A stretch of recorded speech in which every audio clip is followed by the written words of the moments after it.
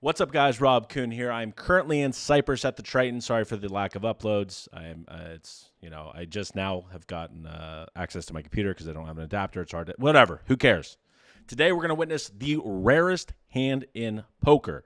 Without any spoilers, let's get in the action because this is an absolute.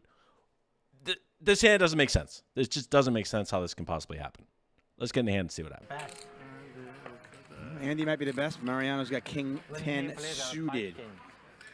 The what? The five? Charles, 3-betting. Andy's got ace 4. I don't know. Could we see a cold 4-bet? No, he's going to call, though. Mariano's going to 4-bet, though. Good fold. Charles calls. Good fold. He's a fan fold. Andy may be considering something.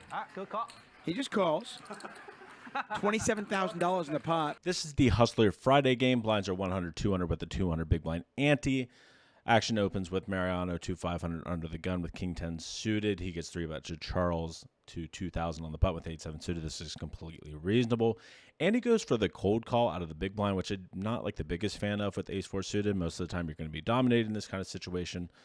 When you have these kind of like low Broadway, you can go for the occasional 4-bet, but generally the more standard play would be to fold and then 3-bet hands like ace-jack suited plus, something like that. With that said, Andy goes for the cold call, and then gets back to Mariano, who goes for the 4-bet to 9,000 with King 10 suited. And I think this is reasonable. It's kind of low frequency, but it's reasonable. Charles goes for the call. Andy goes for the call. Let's take a flop. Diamonds are cheap. Do we get a potential diamond flop? Oh, no! You got to be kidding me. That's a potential diamond flop. We've got a straight flush against a nut flush. I cannot believe. And diamonds did come indeed. Mariano flops a straight flush. Andy flops the nut flush. Have you guys seen this? Can someone in the comment section let me know the math on this? Because first of all, what are the odds of flopping a straight flush? What are the odds of even flopping the nut flush?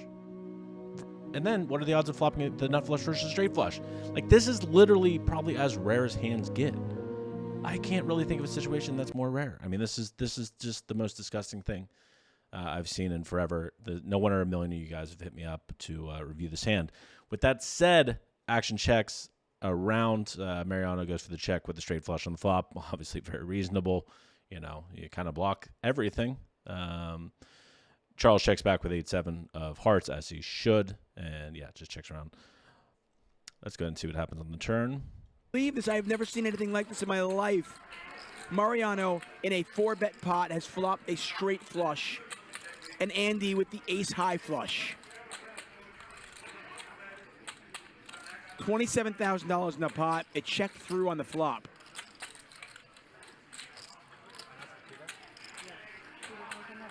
Mariano started this hand with about $300,000. Mariano bets $8,000 and just got raised. Imagine having a straight flush and getting raised.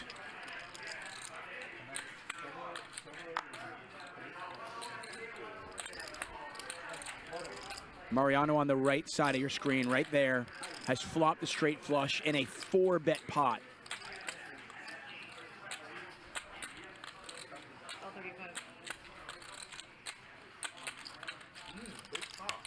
$97,000 in the pot. On the 3 of hearts turn, action checks to Mariano, who bets 8,000. Andy goes for the check raise, 8,000 to 35,000, which I think is definitely reasonable. Obviously, he could just bet out his hand as well. That's, probably the more standard play. Of course, you want to start getting value from hands like aces and kings that go for the check back on flop that Mariano might double check. Let's just say Mariano has like, aces of spades, aces of clubs, or something like that. Decent chance he'll just double check because this is kind of a more one street hand. So Andy could go ahead and potentially just go for the bet on the turn. With that said, checking is completely reasonable. And then once Mariano bets, check raise is just imperative at this point. You got to try to get value here. And little does he know, he's drawing stone dead with the nut flush. The third nuts is just drawing stone dead on the turn. I don't think I've seen this happen too often, but yeah, let's see what happens on the river. It's pretty wild. Board does not pair. It is a 4th diamond out there. Fourth diamond could save.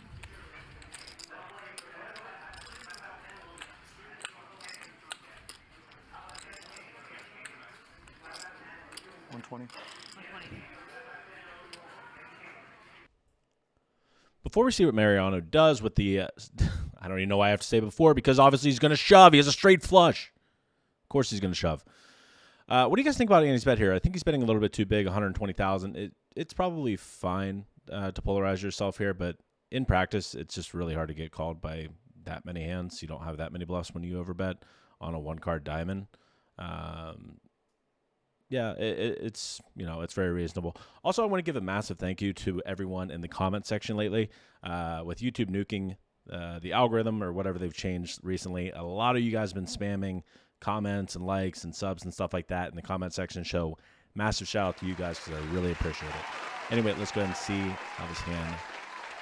Well, let's see how it finishes because it's not that easy for Andy, I don't think. And Andy just bets $120,000. Mariano moves all in. Andy calls and shows him the ace. Oh my God.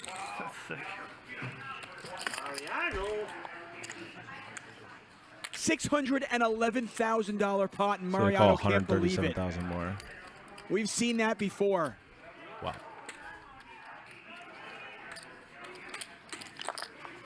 Open. Oh, no. Open 3 back. In 3 back. 4 back. I'll swing poker. Hey, nigga. Open. Nick airball. That's Call funny. 3 bet. 4 bet. Call 4 bet.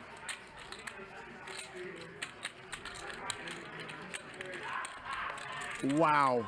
On the river, Andy goes for the $120,000 bet into 97,000, which is just he's just going for the polarizing bet of like basically saying, all right, I have the nuts or nothing, which is generally fine to overbet in these kind of situations. Polarize your range. Mariano goes for a relatively quick call. Would have liked to see him to take his time a little bit more here. And then Andy, kind of without hesitation on the fourth diamond, goes for the call. And I do not think it's that easy. A lot of you guys have been talking about this on Twitter, how this is you can never fold situation. Okay, in a never fold situation, you have to think about what the guy can be bluffing with. Is Mariano, in 2 seconds just shoving, let's say, the 10 of diamonds blocker? I doubt it. These kind of situations, you have to actually, take your time a little bit. It's not that easy. Now, if there was no other diamond out there, yeah, I mean, sure, you just call. Good luck, whatever. But on the fourth diamond, it's just one of those situations that, like, no one ever bluffs.